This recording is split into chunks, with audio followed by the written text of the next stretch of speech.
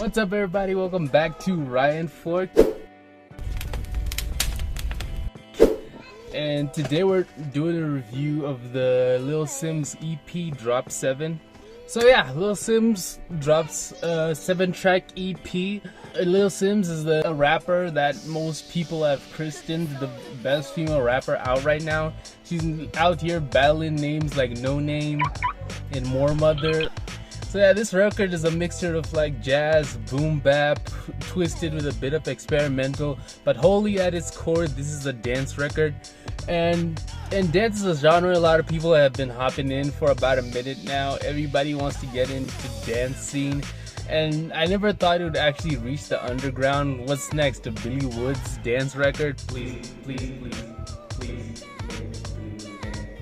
Okay, so this is a new direction for Lil Simz. One of the most standout notes I have on this album is that it's very textured. A lot of emphasis on texture, which I find like really good plus on an album. Without further ado, let's get into the favorite tracks.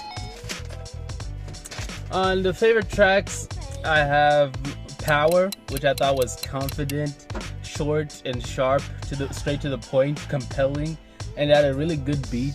So yeah, it's one of my favorite tracks. It was just 50 seconds if I'm correct. And yeah, I think she does a lot in that short amount of time that really just blew me away. Ain't Feelin' It, which I thought was confident, bold. It paints a really good and colorful picture of Lil Simz' personality and overall vibe. A great hook and tight, well thought out bars across the song. I have Mood Swings, which I thought, I love the spoken word hook and chorus that they have here. I love it's so creative, something that was a little bit missing throughout the album. It's so inventive, and this is what I wanted across the entire EP, but then I think we don't really get into a lot of that bag throughout this EP, and I'll get into that more. Yeah, these are my favorite tracks. Let's get to tracks that I was iffy about. And I got quite a bit. This was a really like weird record for me, and I'll tell you why in a minute. First on the iffy records, there's Far Away, which I thought was bright-eyed, was jazz accident, which I really liked. Initially I was just gonna like throw this into my favorite tracks pile because so far it was going so great, but then the vocal is just a bit too weak. And they're so weak to the point that it kind of turns into a rant, like when you're like into the last leg of the song, and it just gets so tired and low on impact. It's a little bit laggy. Her impassionate delivery could only carry for so long until like the record just gets all tiring, and I just mentally just push it away out of my mind. And for these reasons, I just had to put it on the iffy pile. Then we have Fever, which I thought was kind of like a low-hanging reggaeton Brazilian dance formula that she kind of used here. A little bit beneath her, to be honest. I just really didn't expect like that kind of like low energy from Lil Simz and like low creativity. Another track that I was iffy about was SOS. This track, from the beginning, it has this mean and insane beat. It's heavy on natural instruments, heavy on texture. Amazing dance beat all around, 10 out of 10 for the first leg. But then I feel like halfway through the song, they just kind of lost creativity, kind of lost its flair a bit. It kind of just started falling into this like pit of like repetitiveness.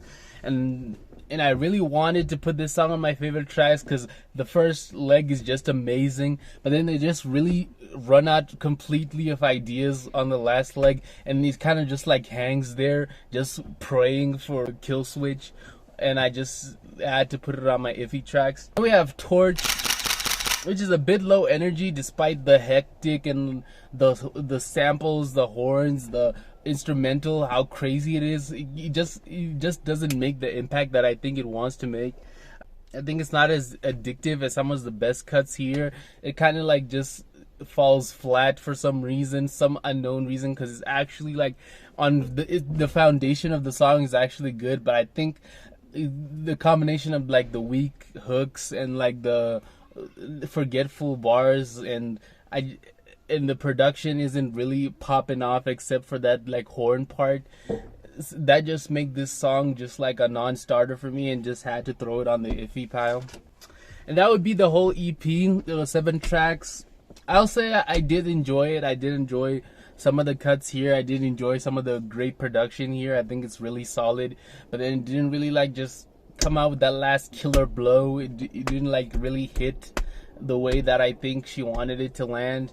I think it's a decent attempt at a dance record though, but I kind of wish people would stop hopping on this trend, because like I feel like a lot of people don't really understand the fundamentals that make a good dance record. So you're gonna get hit or miss, even the best of artists, even like artists that you like really look forward to, they're gonna have a hit or miss approach to this new genre that's popping up with this new trendy genre right now.